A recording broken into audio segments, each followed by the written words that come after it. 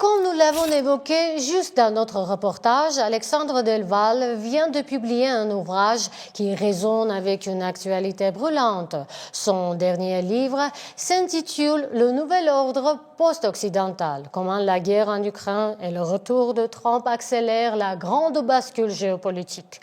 Dans cet essai, le géopolitologue décortique les dynamiques profondes qui redessinent notre monde. Il y analyse comment l'élection où le retour de Donald Trump agit comme un puissant accélérateur de la rupture avec l'ordre unipolaire que nous connaissions depuis la fin de la guerre froide. La mondialisation est un tournant majeur et Delval s'appuie sur des événements comme le dernier sommet des BRICS à Kazan qui a réuni des puissances considérables telles que la Chine, la Russie, l'Inde, l'Afrique du Sud, l'Égypte ou le Brésil pour illustrer cette mutation. Il explore également comment, sous l'impulsion de Donald Trump, les États-Unis eux-mêmes amorcent des changements radicaux, menaçant de fracturer de l'intérieur ce que l'on appelait encore l'Occident. À l'intérieur même de l'Europe, les divergences deviennent criantes entre une Hongrie de Viktor Orban ou une Italie de Giorgia Meloni et la France d'Emmanuel Macron ou l'Allemagne de Merz, les points communs semblent de plus en plus rares. Notre invité d'aujourd'hui est Alexandre Delval, un géopolitologue français et docteur en histoire reconnu. S'il est connu en France pour ses analyses sur de nombreux sujets, son expertise est particulièrement pertinente pour nous en Arménie pour plusieurs raisons cruciales. Premièrement, il est l'un des plus grands spécialistes et critiques de la Turquie d'Erdogan, et ce depuis plus de 20 ans. Il a été l'un des premiers à théoriser les concepts de néo-ottomanisme et d'expansionnisme pan-turquiste, des stratégies qui sont aujourd'hui une menace existentielle pour l'Arménie. Deuxièmement, il a beaucoup écrit sur le sort des chrétiens d'Orient et voit dans l'Arménie un cas emblématique de la confrontation des civilisations. Enfin, il porte un regard très critique sur la politique étrangère des pays occidentaux, qu'il juge souvent naïfs ou impuissants face à leurs adversaires. C'est donc une voix différente, une voix réaliste et souvent sans concession que nous allons entendre aujourd'hui pour décrypter la situation de l'Arménie. Bonsoir, Monsieur Delval. Merci d'avoir accepté notre invitation. Dans vos livres et vos interviews, vous avez abordé à de plusieurs reprises le cas de l'Arménie. Comme vous le savez, l'Arménie est en train de changer son vecteur de politique étrangère. Et ici, la situation est assez critique. Et donc, nous avons beaucoup entendu la voix de plusieurs politologues étrangères, russes, américains, aussi les politologues et essayistes arméniens de la diaspora, mais vraiment nous avons besoin d'entendre, d'écouter aussi les politologues européens. Et donc, permettez-moi de poser la première question. Monsieur Delval, il y a 20 ans, dans votre livre « La Turquie dans l'Europe », vous parliez d'un cheval de Troie islamiste. La guerre de 2020 et l'épuration ethnique de 2023 au Karabakh sont-elles, selon vous, la confirmation ultime que le projet pan-turquiste d'Erdogan n'était pas un fantasme, mais une stratégie de longue haleine que l'Europe a refusé de voir? Alors, ce que je dis à mes étudiants et que je dis aussi dans mes livres depuis des années, c'est que Erdogan est un homme complexe avec plusieurs visages. Alors, avec les Américains dans les années 2000, il a joué la carte de l'OTAN, de l'atlantisme, de l'alliance avec l'Occident, le souvenir de la lutte contre le communisme sous la guerre froide. Et il a même joué au libéral, il a libéré les banques du carcan de l'État et il a fait du libéralisme économique. Et du coup, en disant qu'il était pour l'Occident et pour l'Europe, c'est ce que je l'appelais le cheval de Troie islamiste, il a désarmé les Européens et les Occidentaux, et surtout les Américains qui ont fait pression sur l'Europe. Et c'est pour ça qu'on a ouvert la candidature de la Turquie et le fameux vous savez, les fameux critères Ah, des 35 chapitres de l'acquis communautaire. Ça, c'était le premier Erdogan que les Occidentaux ont connu. Mais moi, je parle de mon livre de l'Erdogan d'avant, qui venait du Millî Görüş et qui a été formé par une association islamiste internationale qui, depuis, s'est séparée de lui, mais qui l'a formé. Et il vient de cet islamisme-là. Mais comme il est malin, il est capable de changer de stratégie et d'avoir plusieurs stratégies en même temps. Pour garder le pouvoir, il a fait l'alliance avec les pan-turquistes du mouvement d'extrême droite MHP, que vous prononcez MEGP. Et là, c'est intéressant parce qu'il actionne deux mythes pour mobiliser son néo-empire. Il actionne deux mythes. Le mythe ottoman et le mythe islamique lui permet de briller dans les pays musulmans et surtout dans les pays arabes, les anciennes possessions musulmanes arabes de l'Empire ottoman. Donc le mythe ottoman, la profondeur stratégique qu'avait décrit Davutoglu, lui permet de séduire les Arabes et de faire oublier que la Turquie était une puissance coloniale parce que Erdogan est très malin, il utilise beaucoup la défense de l'islam, la défense des frères musulmans et la défense de la Palestine et du Hamas pour séduire les Arabes, pour faire oublier qu'en fait, il veut recoloniser en quelque sorte indirectement les Arabes. Et ça marche puisque certains pays arabes comme l'Algérie ou la Tunisie voient la Turquie comme un protecteur ou la Libye, notamment Tripoli, hein, les forces islamistes de l'ouest de la Libye. Et deuxième mythe qu'il utilise, et là ça vous concerne plus, contre les Arméniens, il utilise plutôt un mythe différent qui n'est pas islamique, qui est le mythe ethnique, racial des peuples turciques, avec notamment bien sûr cette fameuse carte que l'on connaît, qui est la carte des loups gris, qui veut réunir tous les Turcs dans un même empire.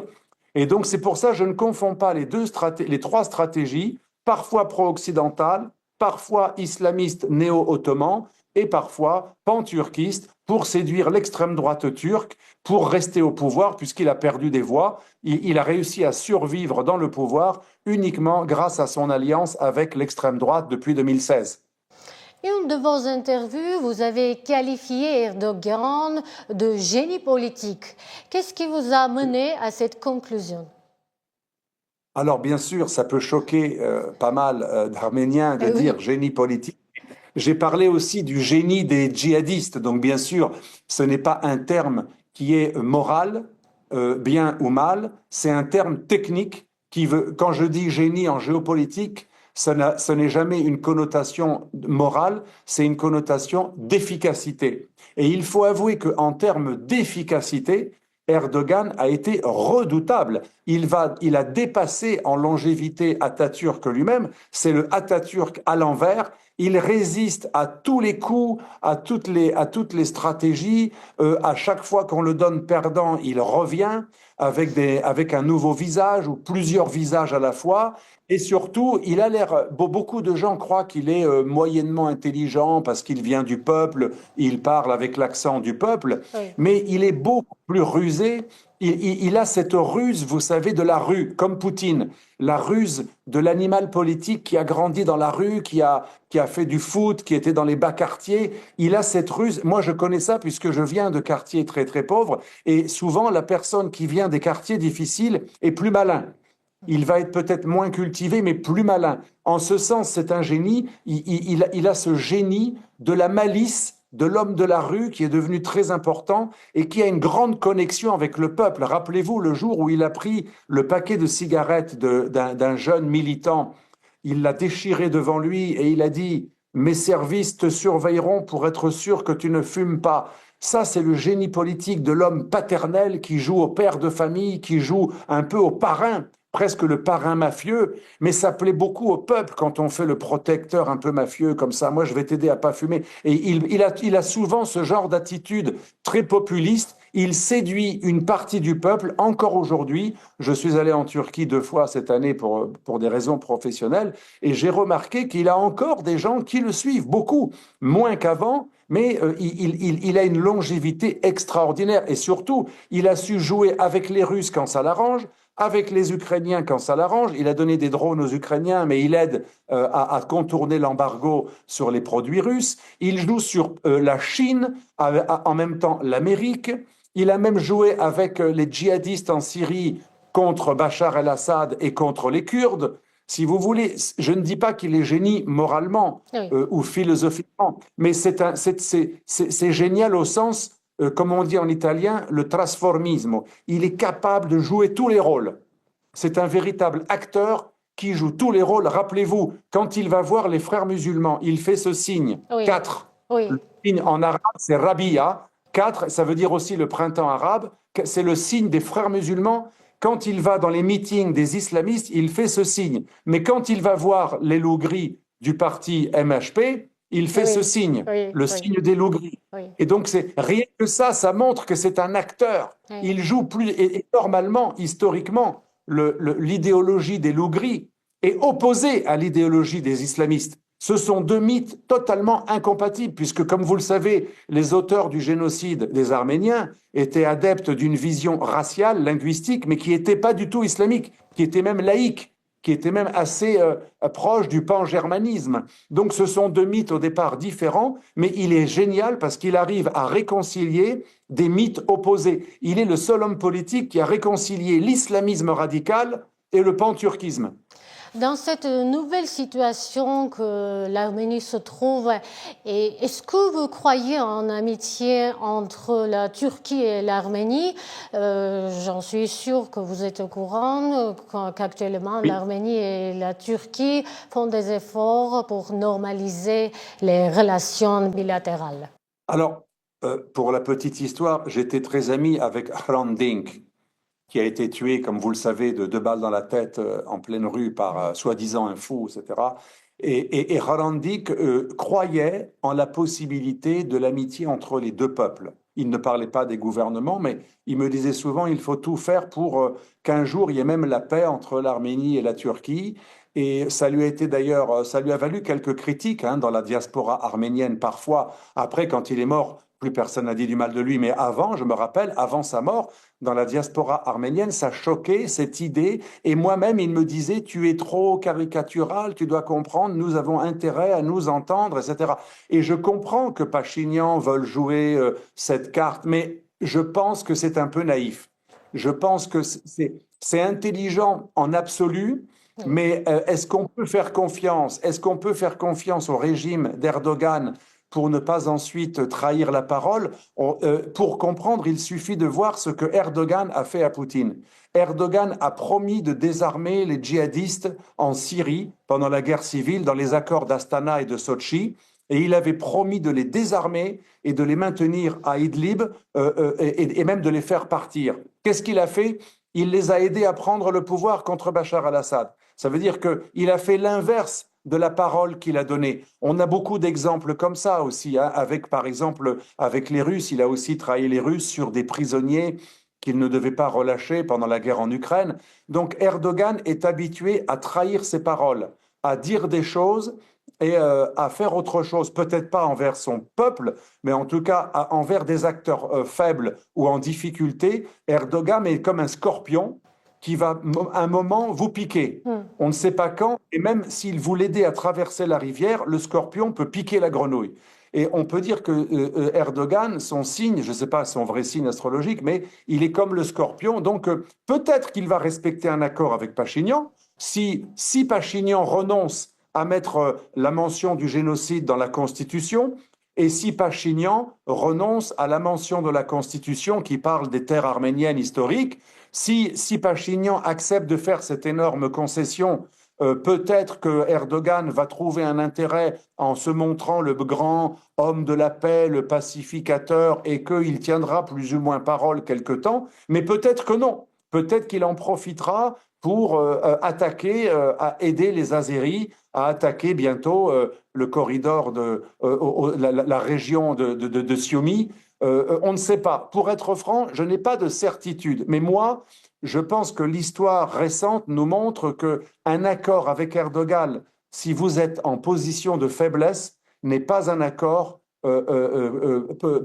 vraiment crédible. Et je pense que la clé de la survie de l'Arménie, je parle de survie car ce pays est en danger existentiel, Oui. ne vient que de deux pays. Et l'Amérique n'est pas plus fiable que la Turquie. L'alliance avec l'Amérique ne sauvera pas les Arméniens. L'alliance avec l'Union européenne, le projet de rentrer dans l'Union européenne ne sauvera pas les Arméniens. Rappelez-vous, quand est-ce qu'il y a eu la guerre en Géorgie? Quand les Géorgiens ont voulu rentrer dans l'Union européenne et dans l'OTAN? Quand est-ce qu'il y a eu la guerre en Ukraine? À partir du moment où les Ukrainiens, à partir de 2014, quand ils ont commencé à rêver d'Europe. Je pense que le piège pour les Arméniens, c'est de croire au projet de M. Pachinian, qui est comme M. Saakashvili, il croit aux promesses des Européens et des Américains. On a vu que les promesses des Européens et des Américains, elles ne valent à rien. Je pense que les deux seuls États qui pourraient avoir un intérêt à garantir la sécurité du peuple arménien, je parle de l'Arménie, je ne parle pas bien sûr du Haut-Karabakh, dans l'avenir, s'il y avait des deals, mais des deals qui vont aussi avoir un prix, c'est l'Iran et la Russie.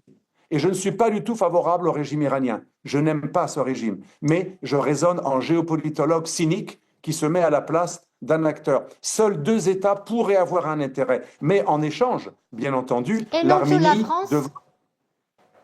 l'Arménie devra rester neutre. L'Arménie ne sera jamais aidée par les Iraniens et par les Russes si elle continue à vouloir être occidentale. Je comprends que Pachinian veuille jouer la carte de l'Occident, mais j'ai bien peur que Pachinian finisse comme Saakashvili en Géorgie. La France, c'est peut-être un des seuls alliés réels de cœur de l'Arménie, mais elle ne peut pas faire grand-chose. La France, elle n'est forte militairement que grâce à la bombe atomique. Son armée n'a plus rien à voir avec avant. Elle n'a pas assez de munitions, elle n'a pas de drones. Il faut savoir que la France, elle a la bombe atomique, mais elle n'a pas de drone. Elle n'est pas capable de faire une guerre de haute intensité moderne. Aujourd'hui, les guerres, c'est les drones, c'est l'extrême mobilité, c'est la technologie. Et la France n'a pas assez d'hommes. Macron veut envoyer des hommes en Ukraine, il ne peut même pas envoyer plus de 20 000 hommes. Et tous les Européens réunis, c'est 40 000 hommes maximum. Pour aider l'Ukraine, il faudrait 300 000 hommes et il faudrait risquer une guerre nucléaire avec la Russie. La France ne peut rien faire de concret contre des grands acteurs. La France ne peut pas faire la guerre à l'Azérie, à l'Azerbaïdjan et à la Turquie en même temps. Par contre, la France peut aider l'Arménie à s'équiper, à avoir quelques missiles, quelques munitions, quelques obus. Oui, mais ce n'est pas ça qu'il va. Pardon. Ce qu'elle fait actuellement, oui. Oui, ce qui est déjà le cas à petite dose. Elle pourrait faire plus, mais c'est pas mal. Avec Chypre, la Grèce et l'Arménie, la France est le seul pays qui aide ce que j'appelle l'axe victime de la Turquie. La Grèce a un accord de défense avec la France. Chypre, depuis mon ami Lilikas, depuis les années 2000, l'ancien ministre des Affaires de la Défense et d'Affaires étrangères, et elle est le seul pays d'Europe qui aide un peu l'Arménie. Tout le reste de l'Occident a laissé tomber l'Arménie et les promesses américaines, pour l'instant, ce ne sont que du vent. Est-ce que l'Amérique est venue secourir les Arméniens qui ont été exilés et purifiés ethniquement dans le Haut-Karabakh il y a 2 ans? Non. Monsieur Delval, vous décrivez souvent l'Arménie et plus spécifiquement la région du Sunnique comme le dernier verrou géopolitique empêchant la continuité territoriale du monde turcique.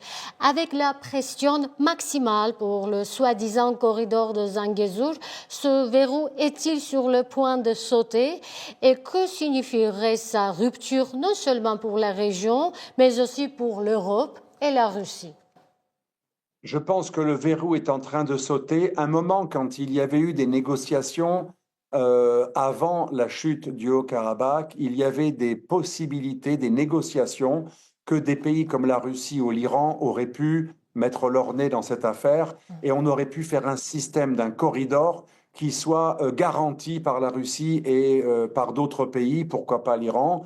Mais cette option n'a pas été retenue pour l'instant dans le plan Trump, qui n'est qu'un mémorandum, ce n'est pas un accord ni signé ni ratifié. Oui. Pour l'instant, on n'est pas dans cette voie, mais la seule chose qui pourrait sauver les Arméniens d'une colonisation azérie progressive, ce serait des parrains internationaux, des garants qui mettent une armée, des dispositifs très importants pour garantir le corridor. Mais s'il n'y a pas des garanties de pays qui peuvent avoir un intérêt à défendre l'intégrité territoriale arménienne, je pense qu'ensuite l'Azerbaïdjan voudra toujours plus.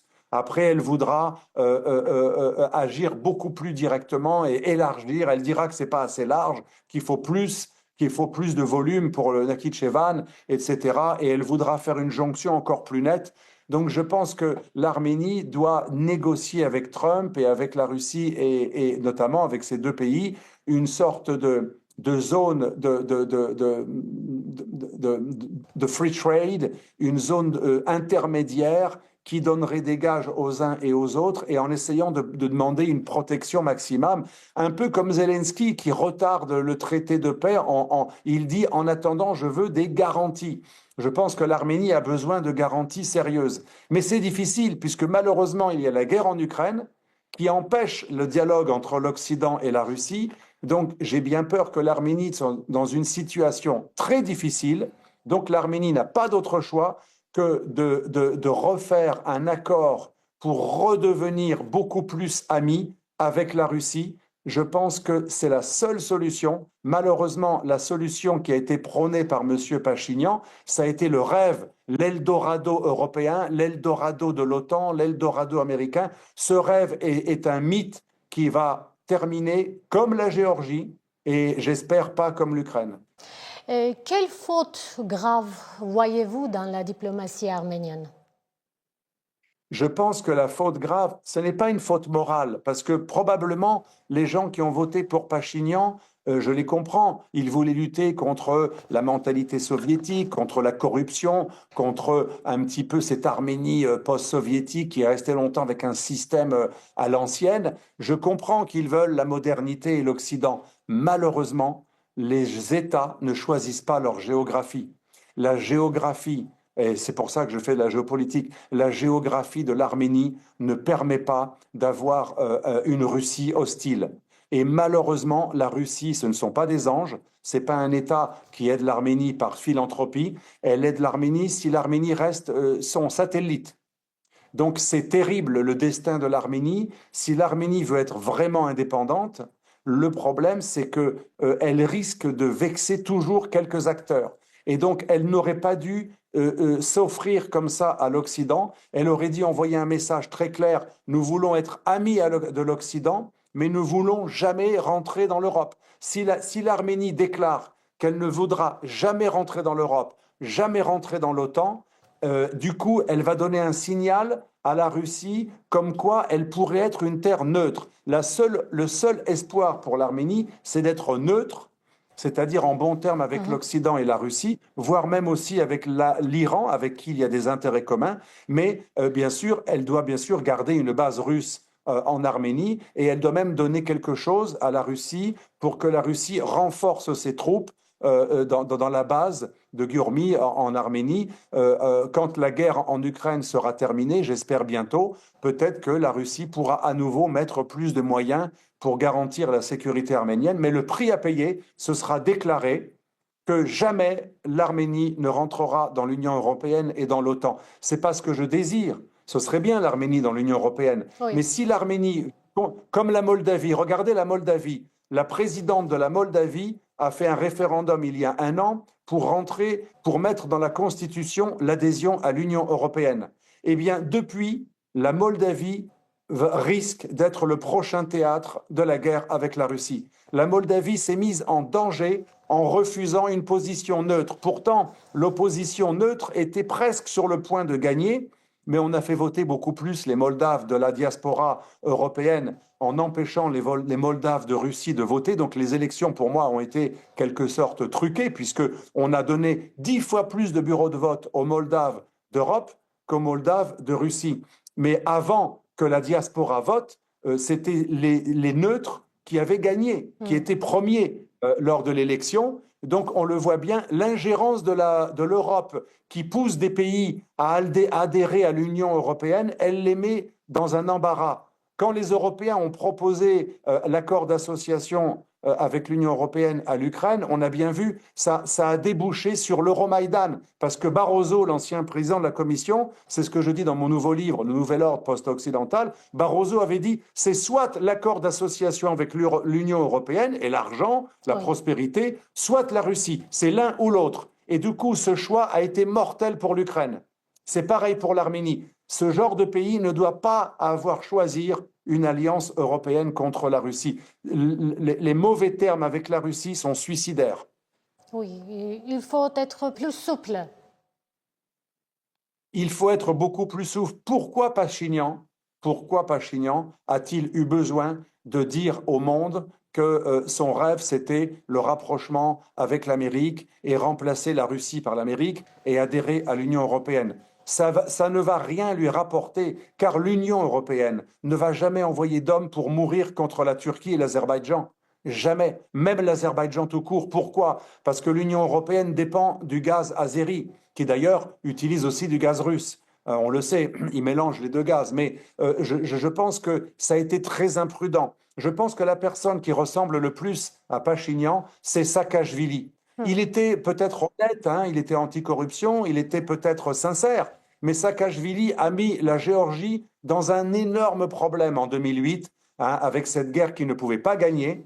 Saakashvili pensait que l'Amérique allait retenir les Russes, mais l'Amérique n'interviendra jamais sur le sol pour aider un pays envahi par la Russie. Jamais. Dans quel contexte géopolitique les Arméniens pourraient-ils restaurer leurs droits sur le Haut-Karabakh, étant donné que l'Azerbaïdjan actuellement ne leur parle que sous la menace et sous la force? Alors là, cette question est un peu piège, mais si je vous réponds en stratège cynique, très cynique, la seule façon aujourd'hui pour les Arméniens de récupérer le Haut-Karabakh, l'Atrax, vous l'appelez comme ça, vous prononcez Atrax, hein, Artsakh. Artsakh. Artsakh, pour récupérer l'Artsakh, le seul cas possible serait une guerre. Or, la guerre aujourd'hui, elle ne peut pas être gagnée par les Arméniens et les rapports de force sont en faveur largement de l'Azerbaïdjan qui, grâce au pétrole et au gaz, a acheté beaucoup d'armes. Et l'Azerbaïdjan a des alliés très solides comme la Turquie, la Grande-Bretagne et Israël. Et donc, elle est armée par des armes très sophistiquées. Elle a eu des drones très rapidement. Donc, l'Arménie ne peut gagner la récupération de cette région que par une guerre qui va être très difficile à gagner puisque la Turquie est solidaire de l'Azerbaïdjan. Et donc, il faudrait un État très puissant qui un jour rentre en guerre avec l'Azerbaïdjan et ça ne peut être que la Russie. Mais je ne pense pas que la Russie aujourd'hui a envie de faire la guerre à l'Azerbaïdjan. Et donc, ça veut dire quoi? Si on est vraiment honnête, cynique mais honnête, aujourd'hui, l'Arménie ne peut pas récupérer le Haut-Karabakh dans aucun cas de figure, puisque la Russie ne fera pas la guerre pour elle et l'Arménie n'est pas assez armée. Et les alliés de l'Azerbaïdjan sont trop forts aujourd'hui et ne veulent pas laisser faire parce que certains États ont vraiment besoin de l'Azerbaïdjan contre d'autres États, notamment contre l'Iran. Merci et parlons maintenant des relations franco-arméniennes. Actuellement en France, la situation politique est assez tendue. En Arménie, on a souvent l'impression que l'amitié franco-arménienne est un acquis presque au-dessus des partis. Alors, partagez-vous ce point de vue ou pensez-vous au contraire que l'arrivée au pouvoir d'une force politique plutôt qu'une autre pourrait influencer, voire renforcer davantage les relations bilatérales? Alors, je vais vous donner un exemple avec une communauté qui est un peu cousine des Arméniens, pas pour l'Arménie, mais en France, la communauté juive a eu un grand rapprochement avec la communauté arménienne ces dernières années parce qu'il y a ce génocide en commun, il y a une mémoire de diaspora. Et rappelez-vous, la gauche française, le Parti socialiste, était très proche de la communauté juive. Et un jour est arrivé un géopolitologue qui s'appelle Pascal Boniface, qui est aujourd'hui le chef de l'IRIS. Et à l'époque, il était un conseiller du Parti socialiste et il avait fait une note et il disait, les juifs, c'est 600 000 personnes, les musulmans, c'est 6 millions. Il n'y a pas photo. Un peu comme John Mearsheimer en Amérique qui dit le lobby juif ne doit pas nous entraîner à être en mauvais rapport avec le monde musulman. Et aujourd'hui, je pense qu'il y a des gens déjà qui calculent. Les Arméniens, c'est 500 000 maximum, 400 000 personnes en comptant les moitiés arméniens, les origines, etc. Admettons maximum 500 000. Les Turcs sont déjà plus d'1 million en France. Quand les Turcs seront 2 millions, je pense qu'il y aura une bascule, un certain nombre d'hommes politiques. Il faut être franc avec nos amis arméniens. Les politiques français n'ont été pro-arméniens pour la plupart, peut-être excepté quelques amis comme par exemple Valérie Boyer à Marseille, qui est très sincère dans sa Oui, démarche pro-arménienne, mais beaucoup d'hommes politiques ne sont devenus pro-arméniens en France que parce qu'ils avaient des électeurs arméniens. Il ne faut jamais oublier que les politiques français n'aiment pas plus les Arméniens que les Ougandais ou les Indonésiens. C'était une diaspora exotique dont le génocide attendrissait les gens. Et comme ils étaient une minorité influente, parce que c'est une minorité très bien intégrée, oui, par exemple à Marseille, où j'ai vécu quand j'étais jeune, tout le monde a un ami arménien. À Marseille, tout Marseillais a un copain arménien très bien intégré, très loyal, en général un commerçant qui travaille, qui est honnête, et donc les gens sont pro-arméniens. Mais un jour, il y aura autant de Français qui auront des amis turcs que les amis arméniens. Et les Turcs travaillent très bien aussi. Ils ont également des commerces. Contrairement aux Algériens ou à d'autres, ou aux Maliens ou à d'autres communautés, les Turcs représentent un lobby aujourd'hui. À l'intérieur de l'islam de France, les Turcs ont dirigé pendant plusieurs années le Conseil français du culte musulman. Ils sont devenus un lobby puissant. Ce ne sont pas des Maliens ou des Marocains ou des Tunisiens. Les Turcs, comme vous le savez, hein, en Turquie c'est pareil, il y a beaucoup d'ordres. Le Turc, c'est oui, le peuple musulman le plus ordonné. Et oui. donc, il ne pose pas de problème de délinquance. Il n'y a pas de problème d'agression des gens dans la rue par des Turcs. Donc, les gens vont devenir petit à petit turcophiles. Je le vois déjà en Italie ou en Espagne, le lobby pro-turc est déjà supérieur au lobby pro-arménien. Parce que les Turcs ont beaucoup de médecins, d'avocats, d'hommes politiques, d'hommes d'affaires. Ils ont réussi à acheter aussi des journalistes. Ils ont un lobbying très important.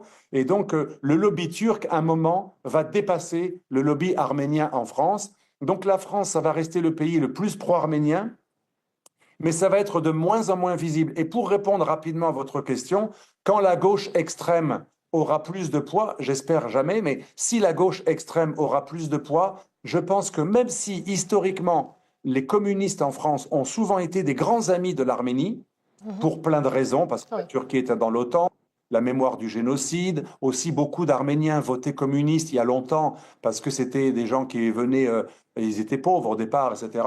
Mais je pense que si on met de côté le communisme, le Parti communiste français, l'extrême gauche française trotskiste, tendance Mediapart ou tendance Boniface ou tendance Mélenchon ou écologiste, les écologistes ont déjà prouvé qu'ils ont des liens avec les Turcs, puisqu'ils avaient voulu faire une grande mosquée du Mili-Gurush hein, et turc à Strasbourg. Ils étaient prêts à donner de l'argent et ça s'était arrêté parce qu'il y avait eu un scandale. Mais aujourd'hui, on sait qu'une partie de l'extrême gauche et de l'écologisme, qui est souvent beaucoup plus rouge que vert, hein, l'écologiste, c'est souvent en France un parti d'extrême gauche, on sait que ces milieux-là ont déjà été pénétrés par le lobbyisme turc et même de plus en plus par le lobbyisme qatari, qui est souvent qui a les mêmes clients que le lobbyisme azéri, qui a souvent le même client que les Qataris. Les Qataris et les Azéris, en Italie et en France, que je connais, ils ont acheté beaucoup de journalistes